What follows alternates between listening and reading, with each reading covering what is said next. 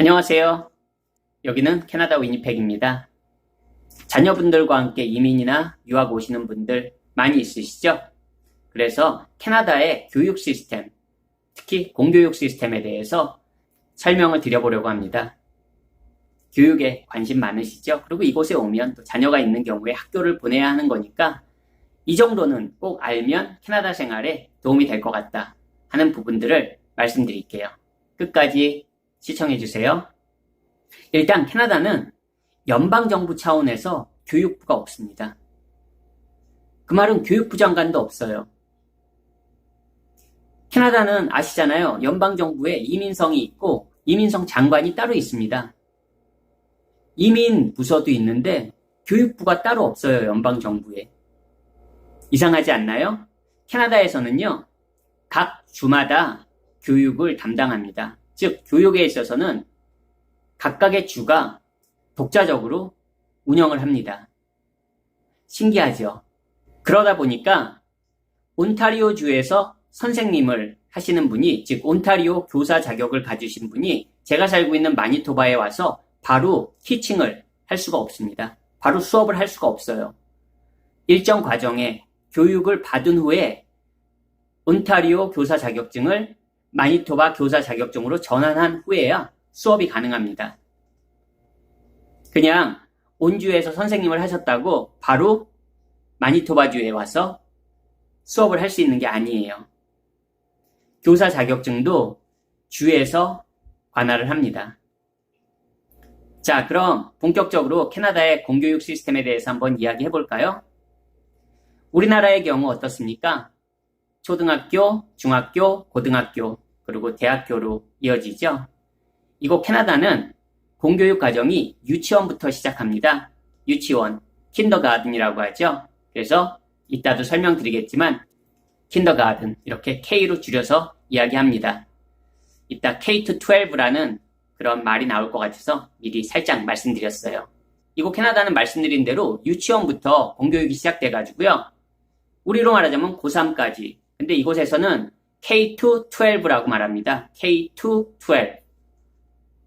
그게 유치원부터 12학년까지를 이야기하고 있는 거예요.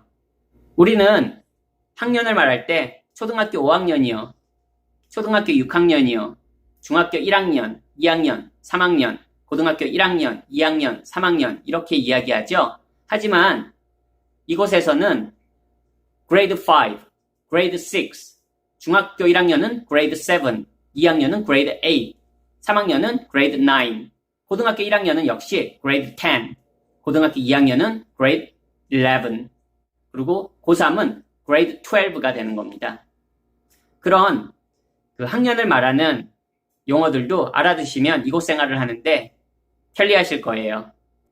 그리고 이곳에서는 초등학교는 elementary school이라고 하지만 중학교는 우리 한국에서 영어 배우신 분들 middle school, 물론 middle school이라고 해도 이곳 사람들도 알아들어요. 하지만 이곳에서는 보통 중학교 뒤에, 학교 명칭 뒤에 오는 단어가 junior high라는 단어를 씁니다. junior high.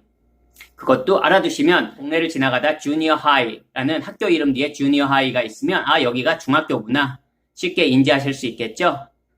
특별히 또 많이 헷갈려 하시는 부분이 고등학교 이름 뒤에 collegiate 이런 단어가 적혀 있습니다. 그러니까 영어에 익숙하지 않거나 아니면 컬리지 생각하시는 분들은 여기 대학인가? 이렇게 착각하시는 분들도 간혹 있으세요.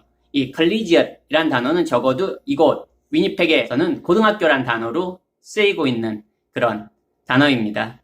이렇게 고등학교 이름 뒤에 collegiate이라는 단어들이 은근히 많이 사용돼요. 그러니까 이 collegiate 이게 고등학교를 말하는 단어구나 알아두시면 유용합니다. 근데 한 학교에 K-12, 유치원부터 12학년까지, 고3까지 다 있는 학교는 사립학교나 특수한 학교 외에는 공교육 시스템에서 K-12, 유치원에서 고3까지 다 있는 경우는 거의 없습니다. 그러면 어떻게 나눠지냐? 이게 또 한국하고 많이 다릅니다. 한국은 초등학교 하면 1학년부터 6학년, 중학교는 1학년부터 3학년, 고등학교는 1학년부터 3학년 이렇게 다 정형화되어 있잖아요. 이 예외를 벗어나는 학교들은 없습니다. 한데 이곳은 달라요. 어떻게 다르냐? 예를 들어서 제 아이가 다니는 학교는 K-6, 가장 어떻게 보면 한국 분들에게 무난하죠. K-6, 유치원부터 6학년까지. 그리고 옆에 또 주니어 하이가 있는데요. 그 주니어 하이는 7학년부터 9학년까지. 그리고 그 옆에 바로 또 고등학교, 걸리지엇이 있는데 10학년부터 12학년까지 있습니다. 그러면 모든 학교가 이렇게 다 K-6, 그리고 7-9, 그리고 10-12 이러면 아주 간단하겠죠? 하지만 그렇지 않아요. 이곳 위니펙만 하더라도 어떤 학교는 K-4, 즉 유치원부터 4학년까지만, 어떤 학교는 K-5, 유치원부터 5학년까지, 어떤 학교는 K-8, 유치원부터 중학교 2학년까지만 있습니다. 이렇게 있다 보니 이 학교를 졸업한 친구들은 또 다른 학교로 옮겨야 되잖아요. 그러다 보니까 어떤 학교는 5-9, 5학년부터 중학교 3학년까지 있는 학교도 있고요. 어떤 학교는 9-12, 중학교 3학년부터 고등학교까지 이어진 학교들이 또 있습니다. 이렇게 다양하게 학교들이 있어요. 신기하시죠?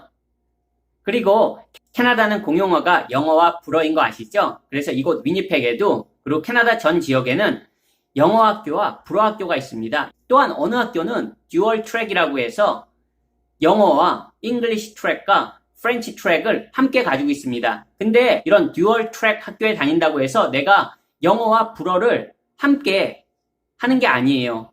한 학교에 그냥 영어 학교와 불어 학교가 함께 있는 겁니다. 영어, 잉글리시 트랙에 있는 학생들은 영어로 수업을 하는 거고요. 프렌치 트랙에 있는 학생들은 불어로 수업을 하는 겁니다. 그리고 방금 전 말씀드린 대로 기본적으로는 영어 학교와 불어 학교가 나눠져 있는데요. 불어 학교들 이름 앞에는 주로 엑골이라는 단어가 붙어 있습니다. 그러니까 엑골이라는 단어가 붙어 있으면 여기는 프렌치를 쓰는 학교구나, 프렌치 이머전 학교구나 인지하시면 됩니다. 어떻게 오늘 이렇게 간단하게 캐나다의 공교육 시스템에 대해서 알아봤는데요. 도움이 되셨나요? 도움이 되셨을 거예요. 제 영상이 유용하셨다면 좋아요도 눌러주시고, 그리고 구독도 눌러주세요. 저는 또 다음번에 다른 유익한 이야기로 여러분들께 인사드리겠습니다. 오늘도 제 영상 시청해주셔서 정말 감사합니다. 안녕히 계세요.